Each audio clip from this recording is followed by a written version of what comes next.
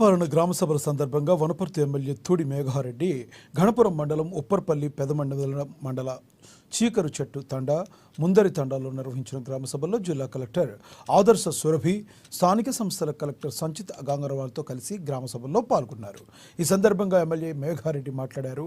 జనవరి 26వ తేదీ నుండి అమలయ్యే రేషన్ కార్డుల జారీ, ఇందిరమ్మ ఆత్మీయ భరోసాకి అర్హత గల వారిని గుర్తించాలని, ఎవరైనా దరఖాస్తు చేసుకుని వారు ఉంటే దరఖాస్తు చేసుకోవచ్చునని ఎమ్మెల్యే సూచించారు.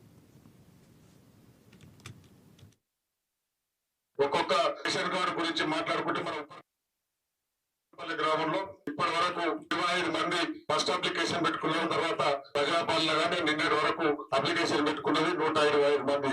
మొత్తం 150 మంది మన ఉప్పరపల్లిలో రేషన్ కార్డు అప్లై చేస్తున్నారు. ఆ 150 మంది పేర్లు దాంట్లో కరెక్ట్ ఉంటే కరెక్ట్ అని చెప్పండి, ఆబ్జెక్షన్ ఉంటే ఆబ్జెక్షన్ చెప్పండి. 150 మంది కాకుండా ఇంకెవరైనా ఉంటే అప్లికేషన్ తీసుకొని అప్లికేషన్ పెట్టండి. అవన్నీ అందరికి ఉప్పరపల్లిలో ఉన్న ప్రతి ఇంటికి రేషన్ కార్డు లేని ప్రతి ఒక్కరికి రేషన్ కార్డు ఇచ్చే బాధ్యత ప్రభుత్వాన్ని మీరంతా.